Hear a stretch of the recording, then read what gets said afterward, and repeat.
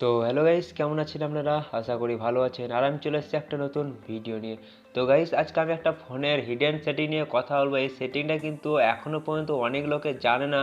তো সেই সেটিংটা কী সেটা জানার জন্য কিন্তু আপনারা সম্পূর্ণ ভিডিওটা দেখতে থাকবেন, এবং সেই সেটিংটা কীভাবে কাজ করে সেটা কিন্তু আমি আপনাদেরকে পুরোপুরিভাবে বলে দেবো।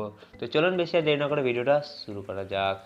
তো মনে করেন আপনাদের মোবাইলে কোনো রকমভাবে যদি মেসেজ ঢোকে, তো এইরকমভাবে যদি মেসেজ ঢোকে তাহলে কিন্তু পপ আপ হয়ে জাস্ট 1 সেকেন্ড 2 সেকেন্ড বা 3 সেকেন্ড পর্যন্ত থাকে, তারপরে কিন্তু চলে যায়। তারপরে সেটা পড়ার জন্য কী করতে হয়, নোটিফিকেশন বারটাকে নিচে নামিয়ে সেটা পড়তে হয়। কিন্তু আপনি চাইলে এই নোটিফিকেশনটা টাইম বাড়াতে পারবেন, আপনার হিসাব মতো সময় রাখতে পারেন, কত সেকেন্ড বা কত মিনিট পর্যন্ত আপনি নোটিফিকেশনটা রাখতে চান আপনার স্ক্রিনের মধ্যে। তো সেটা করার জন্য আপনাদের মোবাইলের সেটিংয়ে সার্চ বারে সার্চ করতে হবে। আমি আপনাদেরকে সার্চ করে দেখাচ্ছি সে কী সার্চ করতে হবে। দেখতে পারেন একটা আমি সার্চ করে লেখা আছে, দেখতে পারেন। আমি কিন্তু আপনাদেরকে সার্চ করে দেখাচ্ছি, ঠিক আছে? তো নাম হচ্ছে টাইম টু টেক অ্যাকশন, ঠিক আছে? তো এইটা লিখে আপনারা সার্চ করে দেবেন, ঠিক আছে? তো আমি স্ক্রিনে কিন্তু আপনাদেরকে দেখিয়ে দেবো, তো আপনারা স্পেলিং ভুল করবেন না।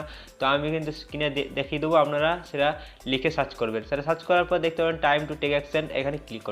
তো এখানে ক্লিক করার পর দেখতে পারেন এটা কিন্তু ডিফল্টে আছে। তো দেখতে পারেন 10 সেকেন্ড, 30 সেকেন্ড, 1 মিনিট এবং 2 মিনিট পর্যন্ত আপনি এটা বাড়াতে এবং কমাতে পারবেন। তো কমাতে তো পারবেন না, ডিফল্ট থাকবে। তারপরে কী হয়, আপনি বাড়াতে পারবেন, ঠিক আছে? তো আমি কিন্তু এখানে 30 সেকেন্ড রেখে দিলাম। তো 30 সেকেন্ড রেখে দেওয়ার পর আপনি যদি ব্যাক চলে আসেন, এবার যদি আপনাকে কেউ মেসেজ পাঠায় তাহলে কিন্তু দেখতে পারবেন এটা কিন্তু 30 সেকেন্ড পর্যন্ত আপনার মোবাইলের স্ক্রিনের মধ্যে পপ আপ অবস্থায় থেকে যাবে। যতক্ষণ না 30 সেকেন্ড হবে ততক্ষণ পর্যন্ত আপনার মোবাইলের স্ক্রিনে পপ আপ অবস্থায় এই মেসেজটা থেকেই যাবে, ঠিক আছে? তো আপনার অনেক সুবিধা হতে পারে যখন আপনার মোবাইল কোনো ভেরিফাই করতে চান কোনো অ্যাপের সঙ্গে বা কোনো ওয়েবসাইটের সঙ্গে, যখন ওটিপি আসে তখন কিন্তু আপনাকে বারে বারে নোটিফিকেশন বারটা নামিয়ে বারে বারে ওটিপিটা দেখার দরকার নাই। একেবারে স্ক্রিনের উপরে ওটিপিটা থাকবে, আপনি খুব সহজেই কিন্তু ওটিপিটা আপনি ভেরিফাই করতে পারবেন।